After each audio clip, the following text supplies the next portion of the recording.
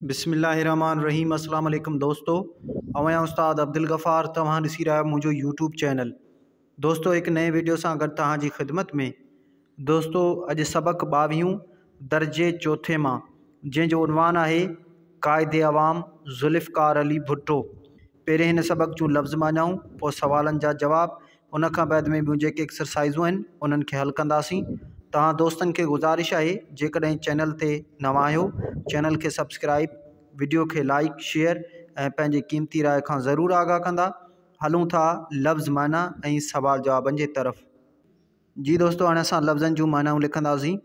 लफ़्ज़ आहे क़ाइद माना अॻवान, लफ़्ज़ आहे अज़ीम माना वॾो, लफ़्ज़ आहे ज़हीन माना होशियार, लफ़्ज़ आहे वरियो माना मोटियो, लफ़्ज़ आहे मज़बूत माना सघारो, लफ़्ज़ आहे बानी माना बुनियाद विझंदड़, लफ़्ज़ आहे शऊर माना सम्झ, लफ़्ज़ आहे हॾॾोखी माना हमदर्द, लफ़्ज़ आहे नाता माना तालुकात, लफ़्ज़ आहे क़ाइदे अवाम माना अवाम जो अॻवान, पोइ लफ़्ज़ आहे ॾाहा माना अकुलमंद, लफ़्ज़ आहे माहिर माना महारत रखंदड़, लफ़्ज़ आहे इब्तिदाई माना शुरूआती, लफ़्ज़ आहे लाॻापा माना नाता, लफ़्ज़ आहे पार्टी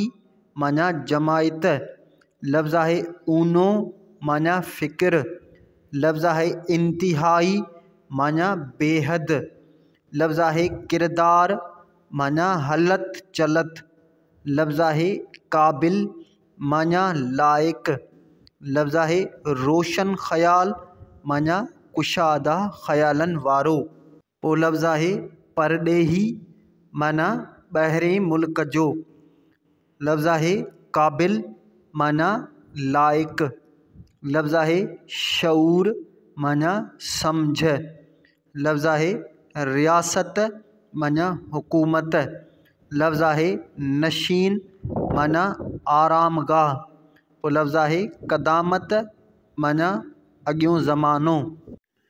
मश्क अलिफ़ हेठि ॾिनल सवालनि जा जवाब ॾियो। सवाल नंबर पहिरियों, ज़ुल्फ़िकार अली भुट्टो किथे पैदा थियो? जवाब, ज़ुल्फ़िकार अली भुट्टो लाड़काणे ज़िले में नएं देरे तालुक़े जे ॻोठ ॻढ़ी ख़ुदाबख़्श में पैदा थियो। सवाल नंबर ॿियो, ज़ुल्फ़िकार अली भुट्टे इब्तिदाई तइलीम किथां हासिल कई? जवाब, ज़ुल्फ़िकार अली भुट्टे इब्तिदाई तइलीम मुंबई जे कैथेड्रल स्कूल मां हासिल कई। सवाल नंबर टियों, ज़ुल्फ़िकार अली भुट्टो कहिड़े सन में मुल्क जो सदर थियो?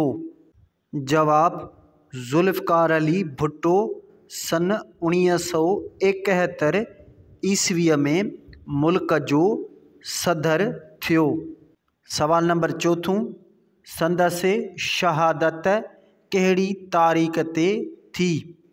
जवाब, संदसि शहादत 4 अप्रैल 1979 ईस्वीअ ते थी। सवाल नंबर 5, ज़ुल्फ़िकार अली भुट्टे खे क़ाइदे अवाम छो थो सॾियो वञे? जवाब, ज़ुल्फ़िकार अली भुट्टे अवाम में समाजी शऊर पैदा कयो, उन्हीअ करे खेसि क़ाइदे अवाम सॾियो वञे थो। बे हेठि ॾिनल लफ़्ज़नि जी माना ॿुधायो ऐं जुमिलनि में कमु आणियो। लफ़्ज़ आहिनि क़ाबिल, मज़बूत, क़ाइदे अवाम, रोशन ख़याल, ऊनो। जी दोस्तों, हाणे असां लफ़्ज़नि जूं मानाऊं लिखंदासीं ऐं इन्हनि खे जुमिलनि में इस्तेमालु करण जो तरीक़ो सिखंदासीं। लफ़्ज़ आहे क़ाबिल माना लाइक, जुमिलो लिखंदासीं मक़बूल वॾो क़ाबिल माण्हू आहे। पोइ लफ़्ज़ आहे मज़बूत माना सघारो, जुमिलो लिखंदासीं सिराज मज़बूत सोच जो मालिक आहे। पोइ लफ़्ज़ आहे क़ाइदे अवाम माना अवाम जो अॻवान। जुमिलो लिखंदासीं ज़ुल्फ़िकार अली भुट्टे खे क़ाइदे अवाम जो लक़ब मिलियल हो। पोइ लफ़्ज़ आहे रोशन ख़याल माना कुशादा ख़यालनि वारो।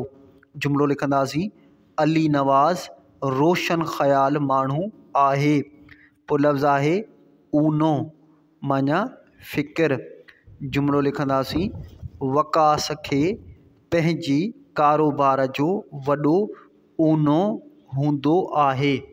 जीम शहीद ज़ुल्फ़िकार अली भुट्टे जे मुल्की ख़िदमतनि बाबति कुझु बयानु करियो।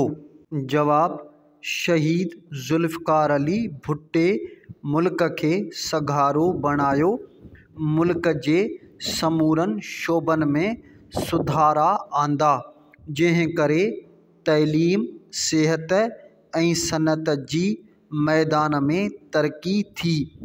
हिन इस्लामी मुल्कनि ऐं पाड़ेसिरी मुल्कनि सां नाता बहितर बणाया ऐं मुल्क खे 1973 ईस्वीअ जो आईन ॾिनो। हेठि ॾिनल ख़ाल भरियो। ही ख़ाल आहिनि, हाणे हिननि खे भरींदासीं। पहिरियों ख़ाल आहे शहीद ज़ुल्फ़िकार अली भुट्टो हिकु ख़ाल इंसान हो। ख़ाल में लिखंदासीं ॾाहो। ख़ाल नंबर ॿियो हू आला तइलीम हासिल करण लाइ ख़ाल यूनिवर्सिटीअ में पढ़णु वियो।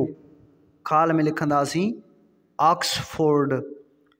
ख़ाल नंबर टियों ज़ुल्फ़िकार अली भुट्टो इंतिहाई ज़हीन ऐं ख़ाल किरदार जो मालिक हो। ख़ाल में लिखंदासीं मज़बूत।